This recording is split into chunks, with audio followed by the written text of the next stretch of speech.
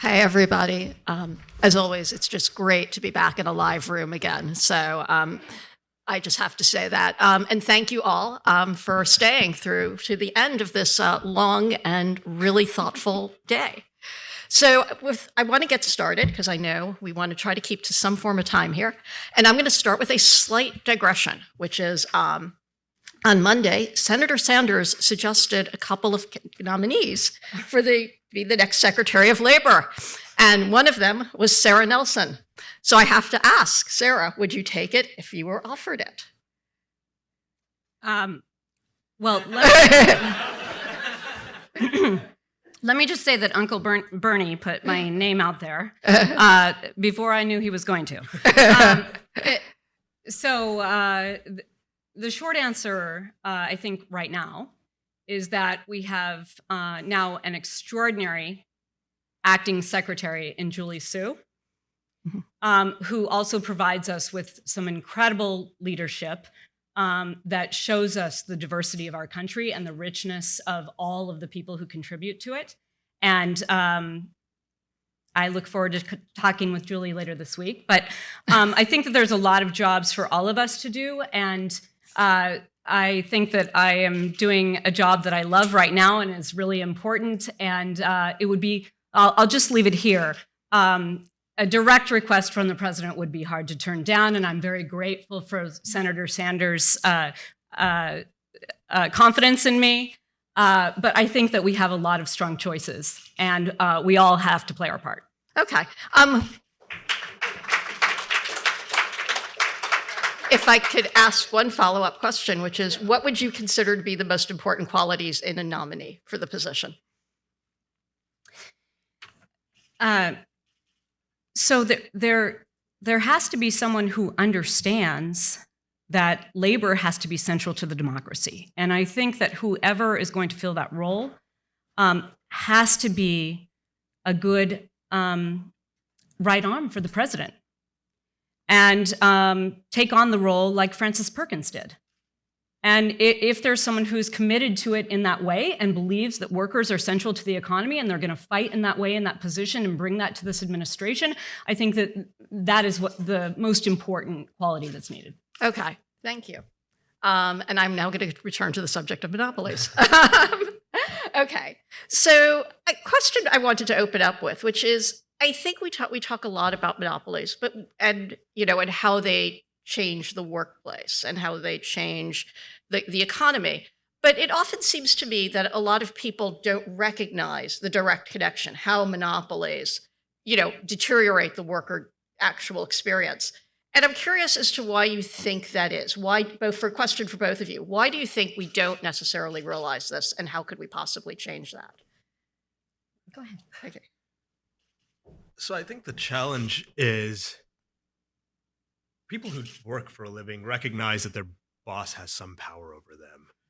I think monopolies accentuate that power, make the disparity between what the boss can do to us and our recourse even more stark. But inequality is a basic feature of the employment relationship. And I think it's incumbent on those of us working in anti-monopoly to draw out how monopoly and oligopoly power makes that worse. So part of it is you have corporations like Amazon and Walmart not just dominating retail, but really running entire supply chains, running entire sectors, going all the way up to their suppliers, their distributors. They run industries, and we need to do a better job explaining that through this power, they're not only adversely affecting the terms and conditions of work for Amazon and Walmart employees, they're actually depressing wages and hurting workers up entire supply chains. So I think that's one important mechanism, and it behooves us, my colleagues at Open Markets and allied institutions, to present that story more clearly and compellingly. I think the second mechanism is what Sara already talked about. Large corporations have enormous political power and can fight pro-worker policies such as raising the minimum wage, making it easier to organize a workplace. And so it's not just about their power within the marketplace, it's also their power in Congress, in the executive branch, certainly in the courts. That goes without saying, that monopoly power is so insidious and pernicious and keeps the rest of us down. Sara? I think Sandeep said it perfectly. Okay. Okay, so I wanted to go to the airlines, which is, I don't need to tell anybody in this room, and I don't need to tell both of you, the airlines are not exactly experiencing their finest hour at the moment, right? We had the Christmas meltdowns. We had, a few weeks ago, the CEO of United actually accused his rivals of selling tickets to flights they actually knew they could not staff. And he basically accused them of, at all intents and purposes, fraud. What does monopoly have to do with all this, and what needs to be done to make this better for consumers and for the economy? So the airline industry, of course, I said 80% organized. So there is an ability for us to see directly into those corporations because. There's a transparency there that happens when you have a labor workforce that can give rise to these things. In fact, I'll just do one aside. With Delta taking the payroll support money and using it properly only on payroll and support, but also they got people to oversubscribe on the voluntary leaves to put them into an unemployment program because there was nothing that they could count on there, and also to get 3 times as many people to take the early outs and leave completely. During that time, what Delta also did, and Senator Warren called them out at the time, was that they cut the pay that everyone was getting so that they could make the payroll support last longer. And that was not what was intended by the program. But there wasn't a union there to challenge that and call that out and get that fixed. There was certainly plenty of transparency, but under a Mnuchin Treasury Department, they weren't exactly right on top of it, right? So the airline industry today is essentially run by 4 big airlines, and they have been competing with each other and trying to cut capacity so that they have more control. And in fact, they control 81% of the market. So there is, I would actually say that there is a potential merger between JetBlue and Spirit that, and we represent, full disclosure, we represent the Spirit flight attendants. It's a workforce essentially the same size as JetBlue. But every time that Spirit is talked about on Saturday Night Live, I cringe because I know that the jokes about Spirit and how badly that operation has been run is going to spill over in the way that the flight attendants are treated on the front line. Because when people come there, oftentimes the flight attendants are now the first person they're seeing as a representative of the airline, and they're stuck with them in the metal tube in Spirit seats that are 28 inches apart. JetBlue has a minimum seat pitch of 32 inches. And I think just based on the fact that you would be putting these 2 airlines together to effectively compete with the other 4 who are controlling everything, gives us less of we're going away from a monopoly actually in this merger to give more competition and give workers a chance to get a leg up. So we are neutral on this merger right now, I should just say, but I'm calling out some points on this. And if they're able to show that this is going to be good for flight attendants, then we may be in support of it. Stand by for news. But the other thing that is really important about the potential of this merger is that one of the horrible things that you don't hear about the airline industry is that there's 2-tiered employment, like there is in many other industries. And so especially the big 3, Delta, United, and American, they run 45% of their departures daily, domestically, are run on regional jets, where the workers are making 45% less than the mainline flights. Even though as a passenger, you're buying a ticket and it may be on the same route, say from Washington, D.C. to Chicago, but just because you're on a regional jet, those workers are making less, doing the same work. So JetBlue does not currently use any regional flying and does not have any plans in this merger to do that. And the idea that we could start to have a bigger market share that is not using that model and really taking advantage of the workers just by the way that they have designed the market, I think is really important as well. So I think that it's really important that we look into the nuances of putting the anti-monopoly lens on the airline industry and what has happened over the years. What has been a bigger problem for us, frankly, in the airline industry in terms of having a better experience when you're flying, and then having a better experience when you're on the job, because the fact that people are shoved into these seats doesn't exactly make our lives very nice when we're working, because where do they take out that aggression?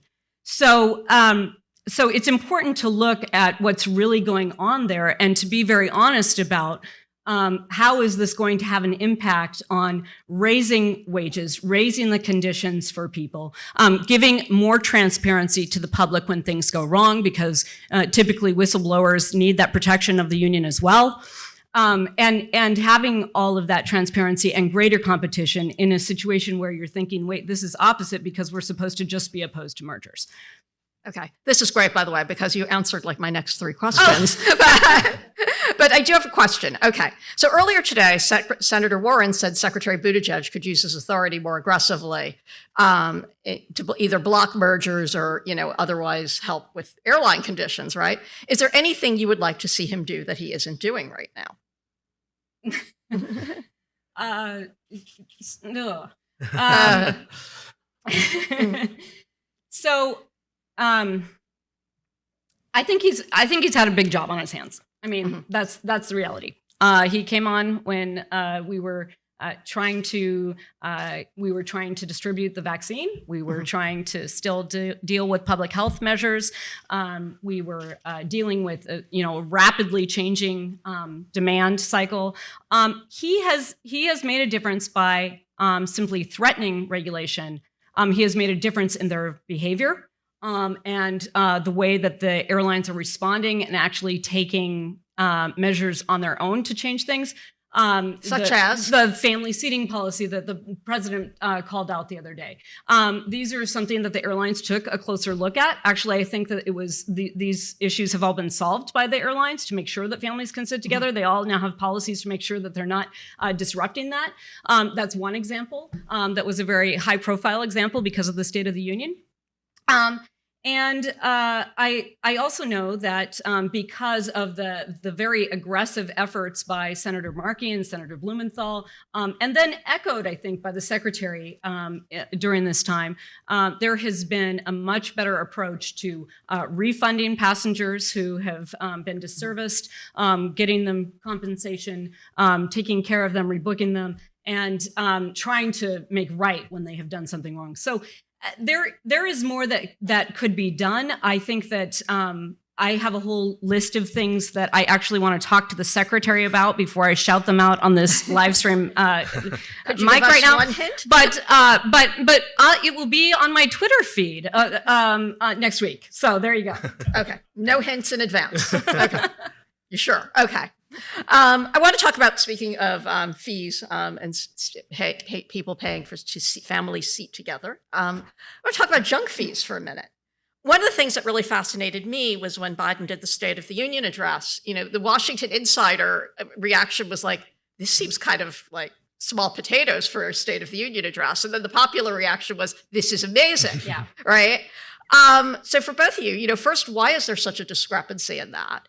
And then second, for Sara, I want to know, how do junk fees actually impact flight attendants? And I could actually see a bunch of different ways. Yes, I think for insiders here in the city who are making 6 or sometimes even 7 figures, a $20 or $30 junk fee is not that significant. So they might not even notice it. It certainly doesn't affect their ability to buy essential goods or even spend on luxury items. But for everyone else, $20 to $30 adds up, and there's significant money at stake over the course of the year. It could be hundreds or even thousands of dollars. And beyond that, there's something fundamentally unfair about it. Oftentimes these junk fees involve bait and switch tactics by a company, whether it's an airline or a hotel or a credit card issuer, where they say you'll pay $200 a night to stay at this resort, and then you book your hotel and realize, there are a number of add-ons that you didn't expect that weren't disclosed up front. That mean you'll end up paying $300 a night. And if you're staying at a resort for 4 nights, that's $400 right there. So I think there's the dollar significance, maybe not important for high-priced lawyers and consultants, but significant dollars for everyone else. And the basic unfairness of it, either deception or in other cases being charged for something rather bogus or fictitious, a service that you're not actually receiving from the company. Sara? Yeah. So in a lot of ways, and I'll just call this out. So we've had to negotiate in our contracts that flight attendants are not required to put down a credit card when they go into the layover hotel that has been booked by the airline. And that was actually a lot of times a fight. That's not necessarily been a current fight. We have made that pretty standard operation because of our negotiations. But we had to fight for that because there were flight attendants who would get hired for this job, wait for that first paycheck to come. Those of you who maybe have heard me speak before, I've talked a lot about what got me into the union. It was because United failed to pay me. Whoops, big mistake. Anyway, and so oftentimes, when flight attendants are first starting out, they're having a hard time living in these big expensive cities where we're based, and sometimes sleeping in the crew room. Doing things to try to get by. And if you go to a hotel that you are staying in because you are required to stay there for your job, and your job has booked that for you, and then all of a sudden you are required to put down your personal credit card for some of these fees, even if that's going to be reimbursed later, that can mean the difference between the rent check clearing or not, and all the fees that will be racked up beyond that. So yes, flight attendants are subjected to this. It's a huge issue on our bargaining. And the final thing that I would say is that we see workers throughout our day who make a huge difference in our experience every day. From the pilots who fly the planes to the airport workers who are pushing the wheelchairs for the people who need a little assistance to get on our flights. To the hotel van drivers who take us to the hotel, and the housekeepers in the hotel who are cleaning our rooms. And it's infuriating to us that we see more and more that these hotels are saying, oh, if you don't want to have your room cleaned, then we will make a donation to the homeless, to feed the homeless. And then they're charging these resort fees for nothing that are just going to the coffers of the corporation and to executive bonuses. And meanwhile, our good friends who have had middle-class union jobs that have been negotiated to work in these hotels and in these spaces have less of that opportunity, less of those jobs, and are having a harder time doing the work. So to us, it's a direct representation of the inequality in the country, and we see it every single day when we go to work. And does it also make it harder for the workers to actually enforce some of these fees? I'm thinking people getting angry at hotels when they get hit with resort fees, or people not checking their suitcases because they don't want to pay $25 or $35, or those are two great exampps, and I'm just going to say yes. So more people should check their suitcases, in other words. Okay. Okay. Are there, Sandeep, the administration is saying they're going to tackle a lot of different junk fees. Is there any fees that have not been mentioned that you feel should be tackled out there that have not come up yet? So I think credit cards and debit cards are a ripe area. So both in terms of fees and also in terms of interest rates on balances. Mhm. Interest rates on credit card balances can be 20-25% and can be a significant burden for credit card holders over time. So I think they should expand what they think of as junk fees or extortionate fees or unfair fees to go beyond this relatively narrow but important slice of fees we pay when we book an airline ticket or a hotel room, and think more expansively about interest rates, cell phone bills. Are we actually getting value for what we receive? And the good thing is, across the administration, whether we're talking about the Federal Trade Commission, the CFPB, the DOT, these agencies have significant statutory power to go after some of these rates and charges. They don't need a new act of Congress to police some of the abusive rates and fees that we're all paying. Okay. Any thoughts from you? The only additional thing that I will add is a direct example within a very confined environment. But Delta Airlines really pushed all of the employees to sign up for their credit card that has a fee of between $550 and $600 a year. And for that, the employees got access to the Delta Club lounges. So giving you an example of the Salt Lake airport, the employees have to check in before security. That's where their crew room is. That's where all of the things are available, where they can sort of get away from the public and meet. And then the club lounge is on the other side of security, where most of these workers are spending most of their time. So to go in and out of security, that can be a little bit of a hardship too. So when Delta did not properly think about its capacity and how it was going to be able to provide a service to all of the customers, their response was, well, we're just going to cut off the employees. And so their employees had paid out of pocket for this credit card. If they canceled the credit card, they're going to have a ding on their credit rating. It's going to hurt them. But they were simply summarily told that they could no longer have this benefit. Okay, which is not a good thing. Not a good thing. Okay. Okay, I want to switch over subjects for a minute to a couple of other items that have come up in labor relations and monopolies. The politics of non-competes. Non-competes are the subject of the moment, obviously. Have you been surprised by there's been sort of seeing room in here for some left-right alliances in this area? Like there are both Republican and Democratic senators sponsoring certain legislation in this area. Have you been surprised by this, or do you see room for more cooperation in here? Yeah, I haven't been surprised by the positive reaction to the FTC's non-compete rules. So a couple of weeks ago, Axios reviewed the comments that had been then filed to the FTC. At the time, about 5,000 or 6,000 comments had been filed. And according to this reporter, out of 5,000 or 6,000 comments, only one was opposed to the FTC prohibiting non-compete clauses, which is incredible. So, and the commenters didn't disclose their partisan affiliation, but it's reasonable to assume that there were some Democrats, some Republicans. And that's reflected in bills that have been introduced in Congress. So Senator Murphy, Democrat from Connecticut, teamed up with Senator Young, a Republican from Indiana, to introduce the Workforce Mobility Act. They've introduced it a couple of times, most recently last week, that would prohibit non-compete clauses for everyone, regardless of income or their line of work.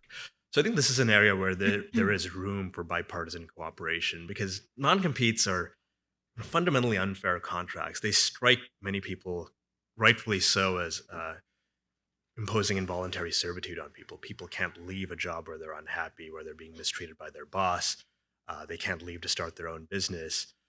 So I don't think this is a classic partisan or ideological issue. This is an area where Republicans and Democrats alike are against non-compete clauses. You have the usual suspects saying non-competes are good. We need to allow employers to use non-competes because they're investing in their workers. They need to protect trade secrets. So the chamber is singing its usual line about regulatory overreach, protecting freedom of contract. But apart from these big business lobbyists and trade associations, banning non-competes is good policy and good politics. Okay. I have less than 5 minutes, so I want to ask, does anyone have questions, or do you want me to finish off? If somebody has a question, speak up now. Okay. All right. Go ahead. I will let the audience finish with questions then. Mike, if you want to introduce yourself. I'm Tim Noah from the New Republic. I wanted to ask Sara Nelson, you come from an industry that is heavily unionized. Most of the rest of industry is not heavily unionized. Do you have any sort of concrete suggestions for how to promote unionization? I know it's a very broad question, but do you have any thoughts about how to promote unionization in other industries? Thank you for the question. First of all, I just want to know that Tesla workers in Buffalo have formed an organizing committee and are organizing to form the first union at Tesla, just announced yesterday. So it's a really important time, and I want to call out the fact, I want to actually thank the journalists in the room who have worked very hard to organize your workplaces, because what that has meant is that we're not just talking about the talking points coming from Wall Street or coming from the halls of Congress. We're actually hearing real live stories from real people. And that's because there's more reporters who actually have gone through the process of forming their unions and understand the value of that and are able to talk about it and share it in a new way. So I think that that's incredibly important. But here's the thing. If every union put every dollar that they have toward new organizing, we wouldn't even meet the demand that there is for unions from the American public. And the reason that demand is there is because people are experiencing this incredible inequality. Generally, people are not talking about it. The popular policies are not getting passed in Washington. That's why this is getting so much attention, the non-compete, because these are issues that come with the faces of real people. And you can see the effect of that. And when people are speaking up and identifying with this and identifying with someone that they know who's experiencing the disadvantage by these efforts, and they're also seeing that, wait a minute, for 50 years, my employer told me I should feel lucky to have a job. And now they're saying I can't leave it? Okay, we're going to call BS on that one. I think that I am working on a project right now that hopefully will be very exciting for people, to make sure that any worker who wants to form a union in their work site can actually get help to do that. And there should be an effort to get workers over to unions where they are running campaigns, actual campaigns, and supporting workers to do that. And where there is not that, we need to make sure that as a public, we are supporting workers to actually be able to form those unions. When people come together in their workplace and they hear each other's issues, oftentimes those issues are the same. And what I would say is that when I was on the GM picket line in 2019 during that strike, the issues that I heard there were the same issues that I heard in a flight attendant union meeting the week before. This issue of two-tiered employment, the issue of contract work, the issue of having no control over their own schedules and their own lives, because now there is mandatory overtime and none of the ability to enjoy the life or a requirement to work 1, 2, and 3 jobs just to get by, just to try to make ends meet for your family. And so we need to make sure that there is a place where all workers know that they can go and call and get assistance in walking them through how to take the steps to form their union. And I also think that if there are employers who are doing the right thing and recognizing workers' efforts to join a union, that we should be lifting up those employers. And we should be calling them out as good actors in the workplace, and we should make that an issue of competition. It should be the working class against the billionaires, not thinking so much about the competition between corporations. So we need to identify with where the economy actually exists, and that's with the people within it, and making sure that we are also, through those union movements, making sure that that is actually lifting people who have been disadvantaged and taking on the issues that are important to them. I will tell you that as the press has focused more on our union and given us more time in the airwaves, I am looking around they have seen what our union does. They have seen what our union is fighting for.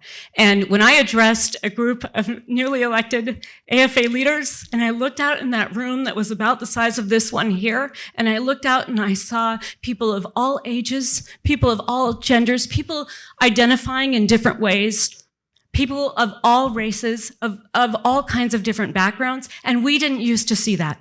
We were the white girls' union. And today, we're a union for all workers.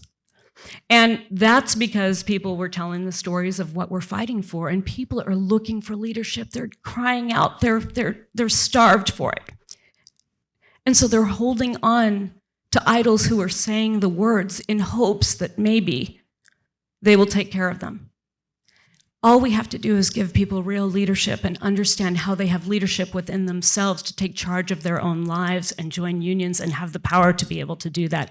And we say to women everywhere, join unions and run unions. We need young people, we need women, we need people of color. Anyone who has been disadvantaged are going to be more creative inherently because they have had to think about how to get through all the roadblocks that they have to get through in order to live their lives. And so we have a real opportunity to connect those social justice issues with economic issues and help people understand that the way to build our democracy in a way that was promised to us with my hand over my heart in kindergarten, learning from Miss Muldoon, the Pledge of Allegiance, indivisible, with liberty and justice for all. So thanks for any support that you can give, and stand by for news on that too. Okay. Anyway, Anyway, and I think I need to wrap there. So thank you both, and thank you for being such a wonderful audience. Thank you.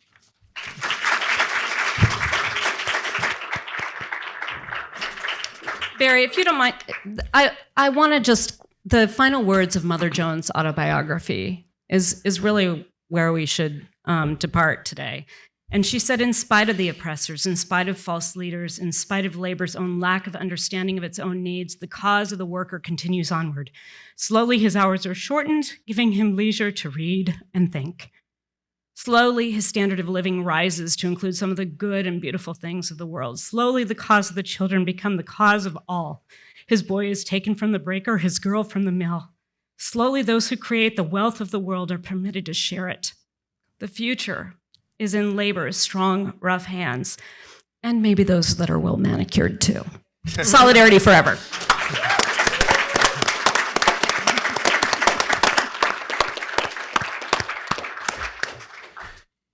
Two heroes. Well, actually, in Helaine, I don't know that well, so maybe we have three. I'm just a journalist. It's okay. Journalists are heroes, those who tell the truth.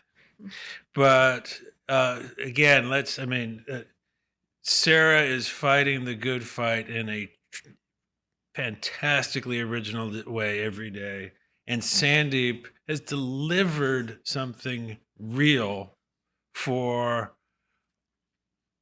millions, tens of millions of Americans, something that's going to be not just more money in their pockets, but more liberty in their lives, more control over their lives. So, two heroes.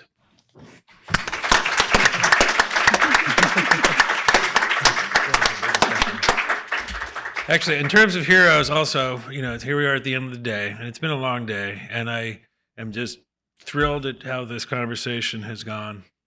And it's thanks to a bunch of other heroes in the room.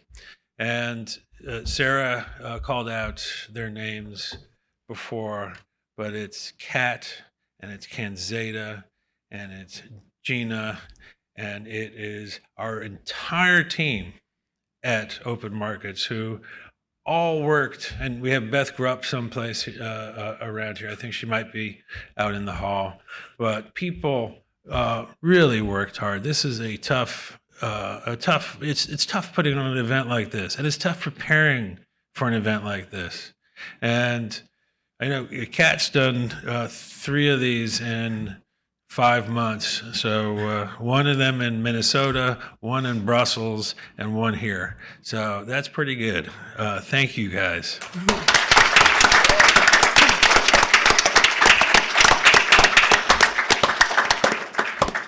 Also, public citizen, Zach.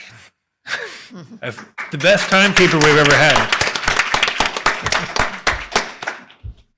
And speaking of, it's like we had great partners today, and I just want to recognize the Color of Change. I said this before, but they were with us at the beginning.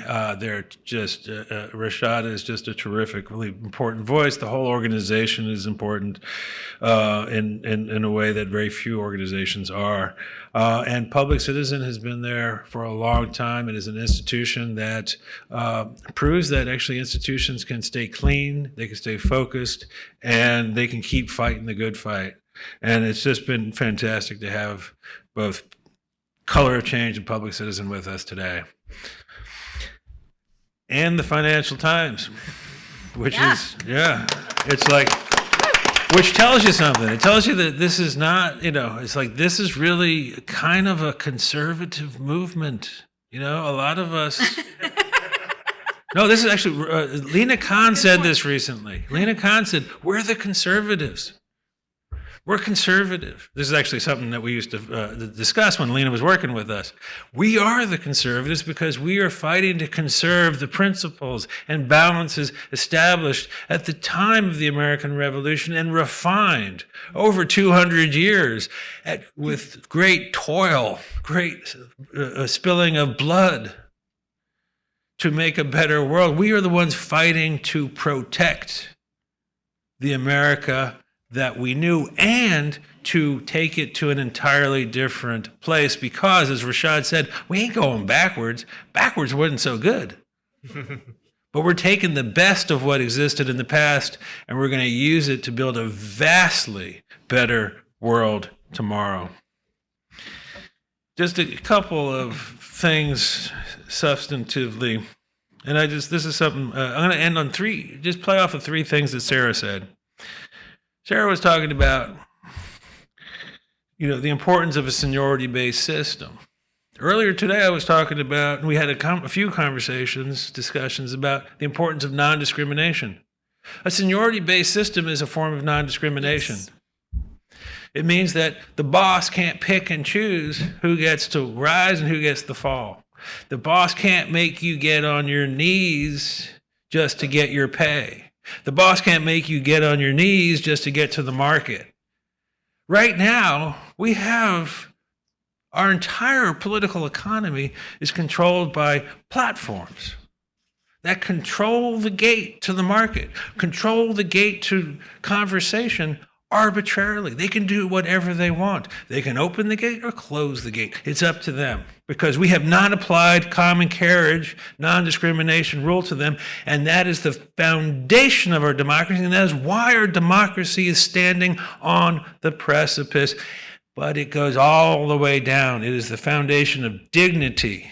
It is the foundation of human liberty. Everyone is treated the same. This is a lesson that goes back in, we had constitutional scholars here. We could take this back to to 1624, in the Statute of Monopolies. It was the foundation of rule of law. Treat everybody the same. No discrimination, ever.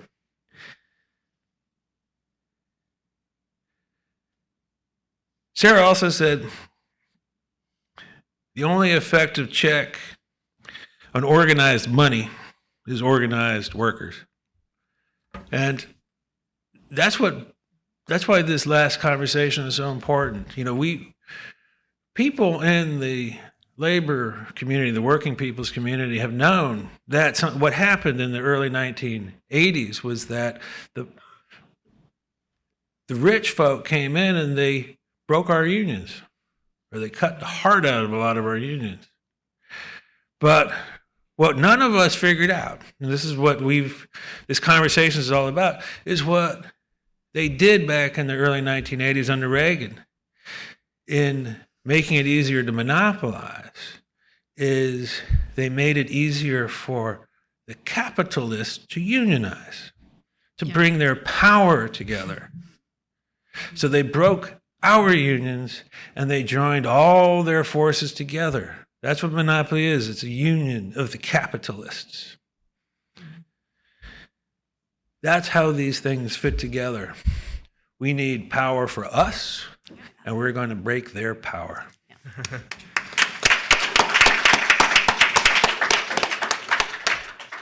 And then the last thing that Sara said is we in her speech, we can change our democracy, we can change our world, and we can save it. And I think the conversations today in this room show us how we're going to do it. So, amen. Amen. Thank you. So, thank you all.